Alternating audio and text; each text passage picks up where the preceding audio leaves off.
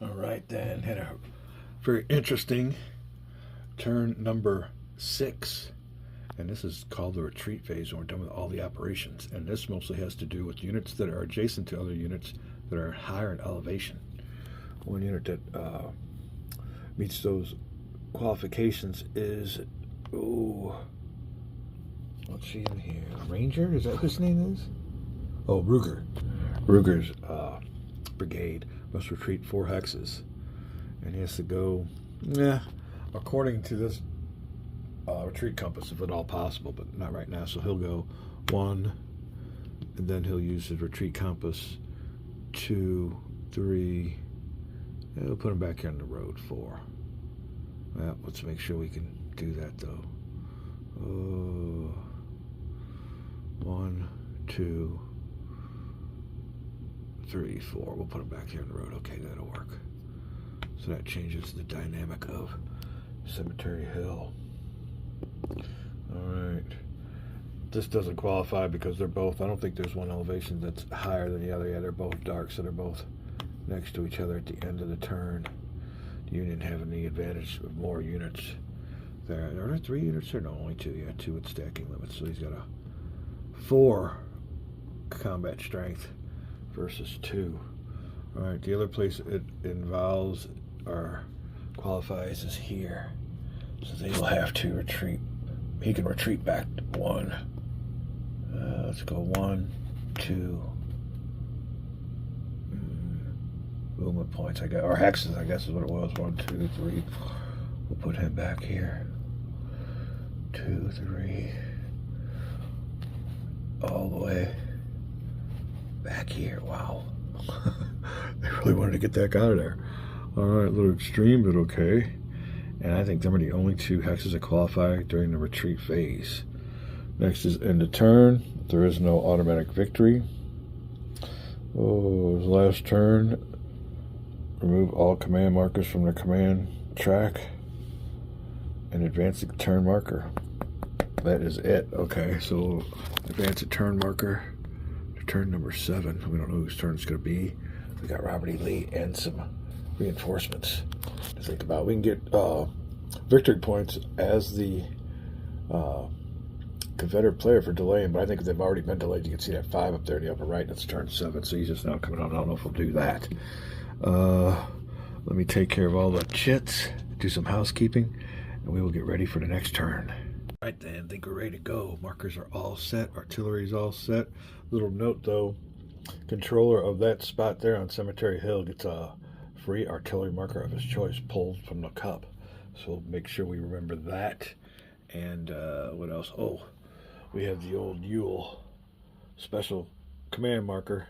Yule got there a little bit late in our game, so we'll give them their die roll modifier. It was a goofball mistake. I mean, it's the same color and everything. I don't know why I thought Yule was a freaking Union general. I guess the only thing I was going by was the 2nd Corps, and they don't have this really marked at all. So I guess 2nd Corps would be all these green units here. It's just a matter of the way they divide up their, divide up their armies, name them in corps according to, numbers, names, all that stuff, But anyway, all right, so that is that. That is that. Oh, we are ready for the next turn. Union pushing them off. There you go. All right. Big old traffic jam coming on in. I think the Union better get while it getting, or the Confederates better get while it getting's good. They do have some spots here, but there's going to be a big battle there for Cemetery Hill. Pushed off by the Union. We'll be back to start turn 7. At the beginning of turn 7, Buford's cavalry comes off, and we will not get a victory point for any of that. We will take Buford out of the chit pile. Where is he at? Buford is removed on turn 7. There you go. All right. So the first thing we have to do is bring on reinforcements. Union, none. Confederates, yes. Let me get these 5s off here first and see if there's any that actually came on turn 7. Or if these were all delayers. Underachievers. And that whole pile is all underachievers. Oh, there's one unit that comes in on turn 7. We'll treat him separately. These units here all got lost in the old Hood and his boys. We'll be back. Let me see if I should get rid of that. I think that's a source of our problems. It's my lighting here. Up on my speakers and all that good stuff. All right, we'll be back. So here they come. Let's look at this real quick. I don't know if we missed something, but there was a reinforcement. Let me get back with you on this real quick. About the variable reinforcement, battle dependent. I don't think that has to do. I hope it don't have to do, because we've been using it. I think it would have said something on this here. Let me look at the battle book for Gettysburg. All right, Gettysburg does use variable reinforcements, so we have been doing that. We have been deleting that from the process. But it's my first game. It's a learn through. I don't think I have that much of a effect on the game. Plus, I've watched old one himself, Mr. Herman, even make mistakes on his own game. So, hey, what can we say? We got a couple mistakes going on. We'll check out that variable reinforcement. Oh, right here is on a die roll for each formation scheduled. It arrives this turn. Okay, 1 to 4. We've been doing it, but on this roll, we've been using it as a entrance hex. So 1 to 4 for Hood's formation. He gets a 5. So let me see here. On a 5, he comes in the next turn. So Hood getting lost again. So he was supposed to come on turn 5. Now he ain't coming on until turn 8. Wow. All right, Hood. Oh, a lot of misdirections in the Battle of Gettysburg. Okay, next we'll roll for McLaw. 1 through 4. He comes in now. Doesn't want a 6. Okay, 4. So McLaw will come in. Now we'll roll for his entrance. And it's a 6. So instead of coming in at area B, which would be here, a 6 means he'll be coming in area A, which is over here. So a little bit further south than he originally intended. His units will be here. We'll take his command marker and put it in the command cup. As such. That's how you do that. All right, there you go. Hood delayed. Wow. All right, well, these forces here are supposed to come in. So we'll roll for that formation. All right, what was that, the whole formation? This is Hood. I guess Hood will go with Hood. Rolled for the formation, so all his men delayed till the next turn. Wow, that's not good. Bad mojo for the Confederates. All right, so that is, let's follow the sequence of play. Entry, reinforcement attempts, reinforcement delay determination, we did that. Reinforcement arrivals, we did that. Artillery and special command marker. So special artillery will hold these out. Now there is some way we could hold them off, did they say? There are 1, 2, 3, 4, 5, 6, 7, 8, 9, 10, 11, 12, 13, 14, 15, 16. We'll have 8 artillery markers to be drawn. Let me put them back there. We'll be right back. All right, now since I control that hill, I get this special ability to withdraw 1 marker. It can be used at any time, and it doesn't count towards the total.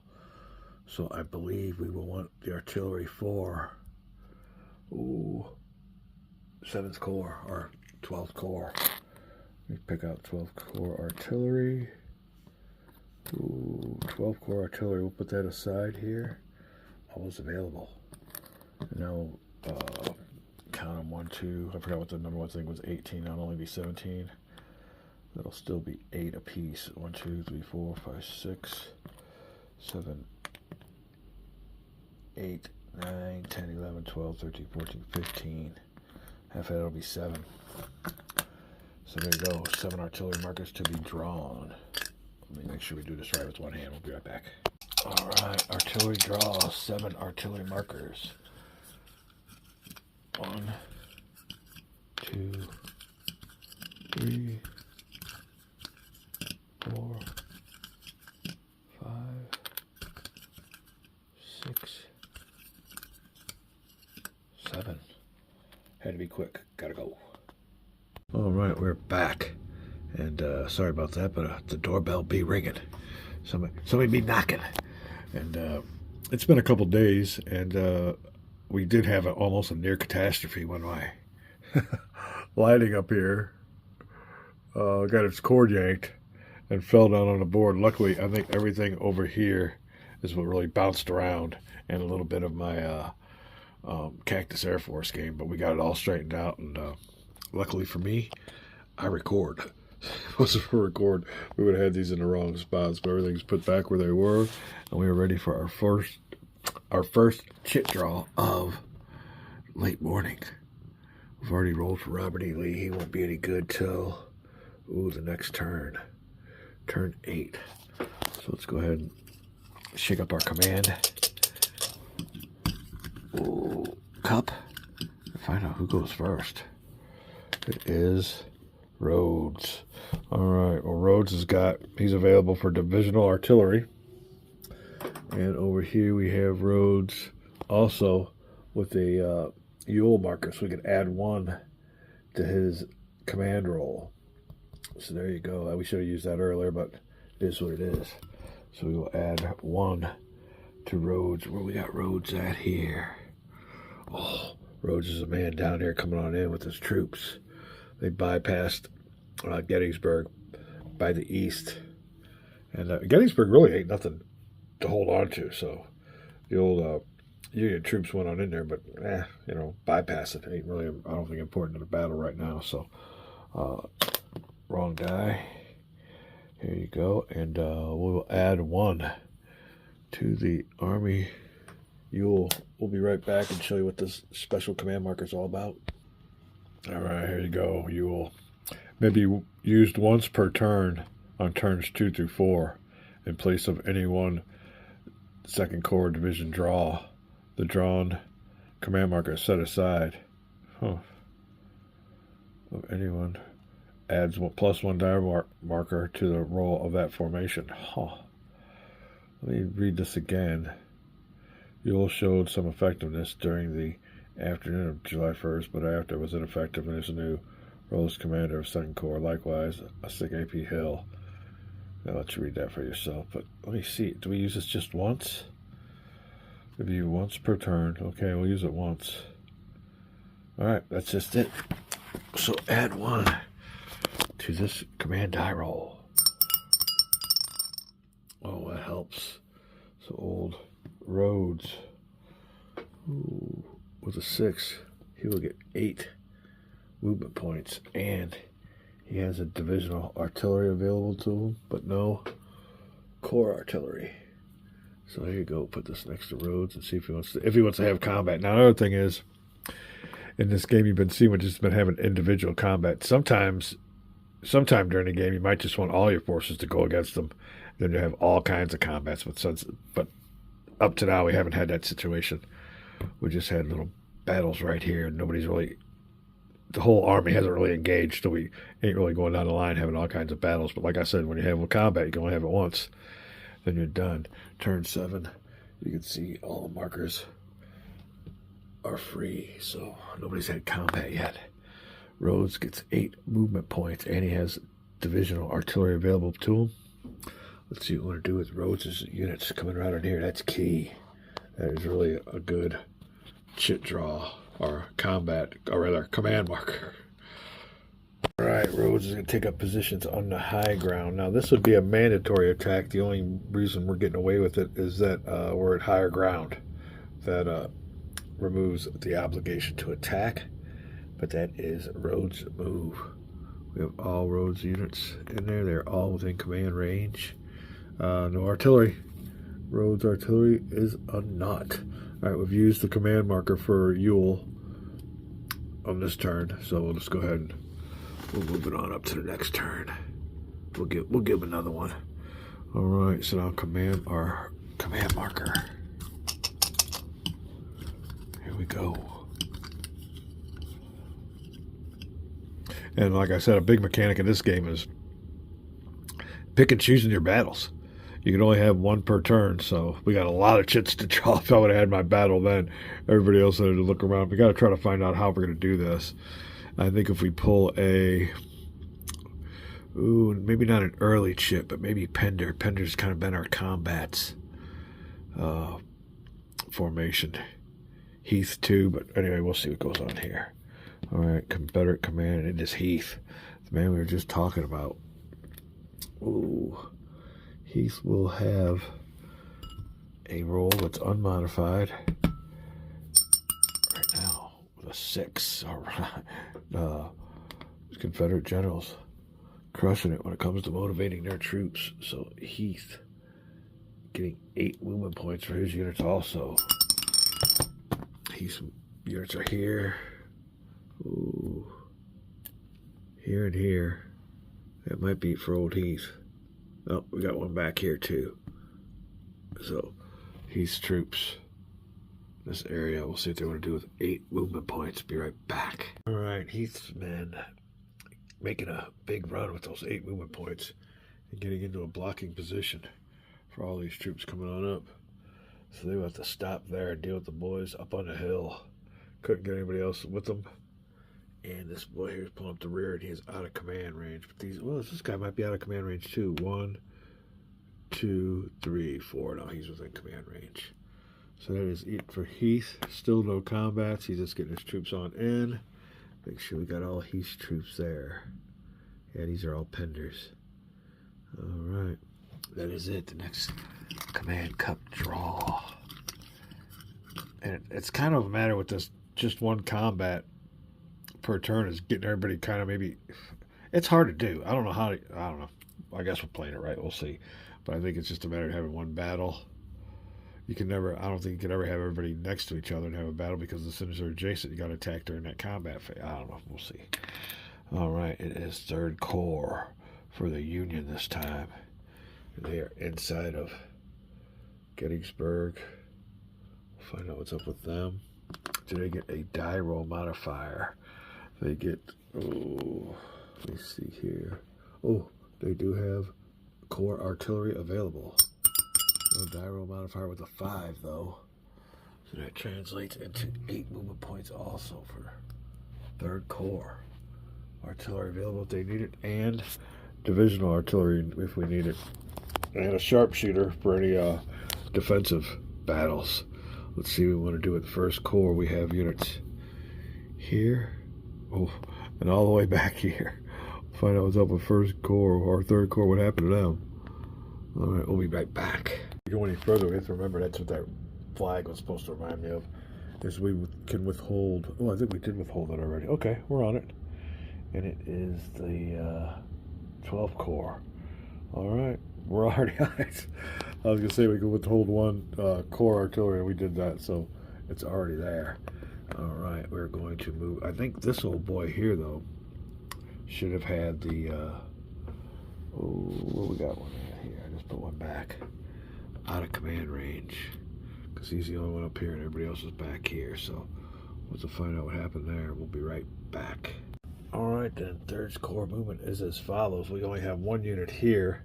We moved out of Gettysburg proper and put him right up on top of the hill. Now, if you're above your enemy in elevation, there is no mandatory attack. If you're on the same elevation or above, so there you go. Same thing here. We got up on the same elevation as the old boy, so we don't have to attack. Let me make sure we check out that rule again. I might be, I'm sure I'm interpreting it wrong, so, but. Oh, battle book, wrong one. Rules of play. Oh, mandatory attacks. If any friendly units are adjacent to and at equal or higher elevation than the enemy hex, no friendly unit is required to attack the units in that enemy hex. So, combat actions. Friendly units adjacent to enemy units must attack those units if they themselves are infantry only. In clear hexes. The enemy are in clear hexes at a higher elevation, and they are not separated from a prohibited hex side. If any friendly units are adjacent to an equal or higher elevation, required to attack. It's kind of a contradiction, but anyway. I think we got something going on here at the house. Yep, our time's done. All right, sorry about that, but life calls, and the beautiful girlfriend or rather my beautiful fiance, does not know I'm playing a game. So, all right, we're done with Third Corps' movement. And like I said, as long as they're on the same elevation, they don't have to attack. He had more movement factors coming to him, but if he would have been adjacent with him at a higher elevation, that would have been a mandatory attack. That would have took care of my combats for this turn. We don't want to do that. We'll be back with more play. All right, it'll be a new day, and we're down here analyzing what's going on. You can see they have rushed men to the important areas around the hills. And these boys here that came down to stop reinforcements or the flow to the main battle area have succeeded, but in doing so, they've gotten themselves surrounded. But there won't be no attack by the Union. We met the criteria to be, we're able to be adjacent without the required mandatory attacks. So I guess we're ready for another chit draw. Everybody here seems to be within command range. Let me see here. Oh, here you go. He's way out of command range, so he won't be attacking anyway. You cannot attack when you're out of command range. And that command range is just simulating you being within range of your headquarters. Let's get this one here. 1, 2, 3. Movement points. 4, 5. He won't make it. Got to be 4 away. 1, 2, 3, 4, 5. He won't make it, so he's out of command range. All right, ready for a chit draw. Having a great time with this game. Hope we don't make no mistakes. I think we're pretty much on it. Mistakes have been few and far between. I'm still kind of stumped about all this artillery that's available when you only have one in a combat. The only time you can have more than that is if you use the grand battery. So don't know if we're doing that one right, but we'll see. All right, it's Anderson. Troops are just coming onto the board. These troops here have all kind of left these units that are Union behind to Anderson's. That's Anderson's job. We're swinging ourselves around here to the main battle area, so we'll see what Anderson wants to do. I don't see any special command markers, plus Anderson has no artillery. Rolling for Anderson on the command table. How does he do as commander? 5. That's not bad. That translates into 8 movement points for his troops. Maximumed.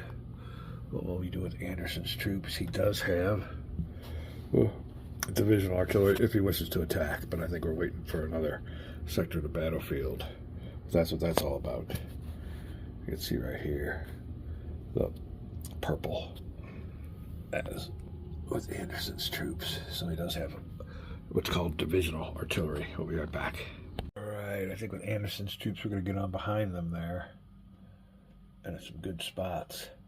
But we are not going to attack. Like I said, we want to save our attack for a different spot. But they are equal in elevation to their adjacent enemy, which means they are not required to have a mandatory attack, so that'll take care of his chit. No artillery, nothing going on there. We're waiting for, do we hold some artillery back? We did for the Union. I don't know what we're going to do here yet for the Confederates. We don't want to attack yet. We will be back. Well, let's go ahead and make another draw here while we're at it. Make sure we got everybody here. It will be a, it is a Second Corps. Second Corps, coming in from the south. What else we got for the Second Corps? Anything? Second Corps got artillery if they want it, but they're too far out to do anything, so we'll just roll for their movement allowance. Nailing it. Second Corps. So we'll put theirs on A. They get 10 movement points. That's maximum. These guys can book. Everybody else, when they roll 8, can only roll 8 or move 8. So big time ability for Second Corps. They're the ones that can change the game, and now they got a maximum movement allowance. See what we're going to do with them. Be right back. All right, then. With their 10 movement points, that's as far as they can go. I want to make note of, though, if I would have brought a unit on here and had the attack in the combat phase, all units that are adjacent can combat. It's not a mandatory attack that they have to. When I have my combat phase, anybody that's adjacent to them can have combat. That might be where all these artillery units come in. You could have all these combats now. If I was a Union player with any units that are adjacent. No mandatory combat right now, but when I say go during the combat, they can all go. So I'm pretty sure that's why I have all these artillery units. We'll play it that way. I'll demonstrate it here in a little bit.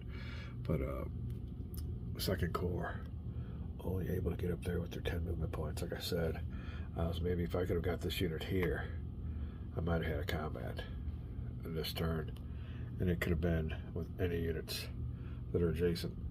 The only reason we're not having mandatory is because they're at certain levels. These guys, right now, they have to have mandatory, but they haven't moved yet. So once they move, they're still here in a clear hex. That's a mandatory combat, but their shit has not been drawn. That's residue from last turn. We'll be right back. All right, yeah, I just looked. These guys just moved into position against taking the advantageous high ground.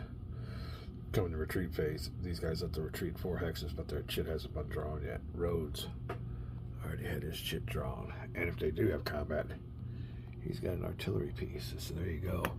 Oh, make sure we've got this all done right. Who is this here? Oh, okay, McLaw. He's still in the chip cup. All right, that'll be it. That's what it's looking like. Keep in mind the rules and the tactics of the game. Be right back. All right, then, after Second Corps, next command shit draw. And who's it gonna be? Oops. Don't want to see. Come on up here, and it is a 11th Corps or 9th Corps, whatever one you whatever one you want to look at. 9th here. But let's roll for his tactical ability. What's he do with his men? Oh, it's a 3. Kind of low compared to what's been going on. And he gets a 6 movement points for the, I want to say the 9th Corps. I don't know about 12th. I think in my game, I don't remember those 12th Corps, but it might be. What do I know? All right. So here we go. 9th Corps kind of pulling their puds inside of Gettysburg. So we'll see about that. Do we want to initiate combat with them? We will see. They get a whole 6 movement points. Let's see what we want to do with them. Back. And there we are. I'm going to have them spread on out. And use those zones of control to block any Confederate attack attempts at reinforcements. So there you go. Don't know how good it is, but they're going to go wandering on in there to help out their compatriots unmolested. So there you go. No combats. That'll take care of the 9th Corps chit or command marker. Oh, go back for another one. See what we got up our sleeves next. And it is there one in there or 2? Just one? 1st Corps. And they're up against it. Find out what's going on with 1st Corps. Rolling. 4, 1st Corps. Translates to 8 movement points, and they do have artillery available. They have to have a combat. We'll be right back with 1st Corps. Strategize. Alright, 1st Corps doing a good job of tying up a bunch of brigades. So we're just going to leave them there. Although we did move the old boy out of this situation where he would have been mandatory retreat. Brought him on over here adjacent to this unit. Now, no mandatory attack, number one, probably because of this hex side here, but secondly, because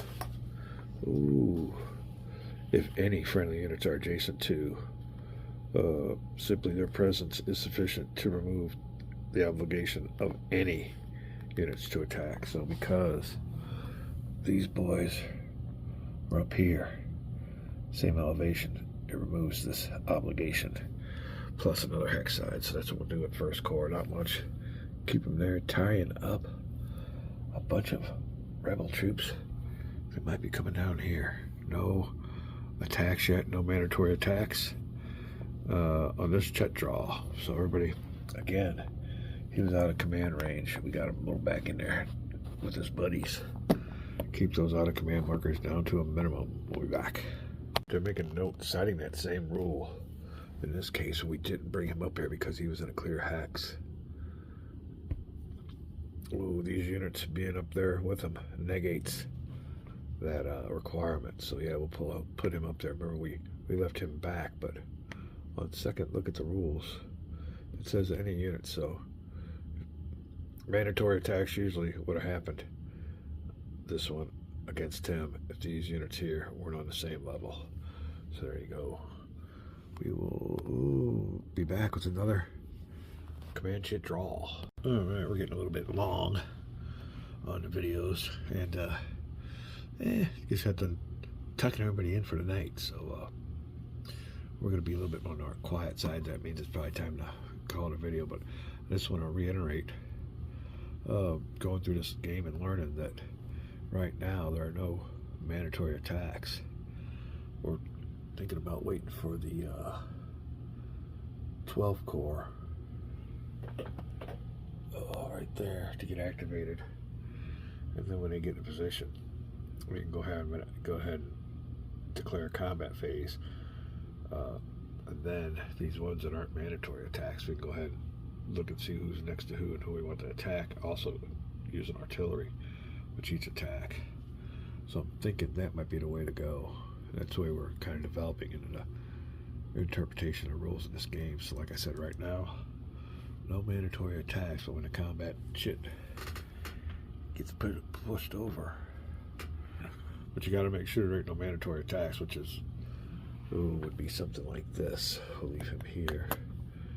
But at the end of a certain turn, if he moved like that, that'd be a mandatory attack, and then it'd be on all over the battlefield. Wherever you had adjacent units, whatever ones you wanted to declare. Alright, we're going to call that a video. Having a great time with this game. You kind of see what Confederates want to pull their units on down and where the action is here. Got a little bit of Confederate or Union roadblocks. We'll see how the battle develops compared to historically. We'll be back.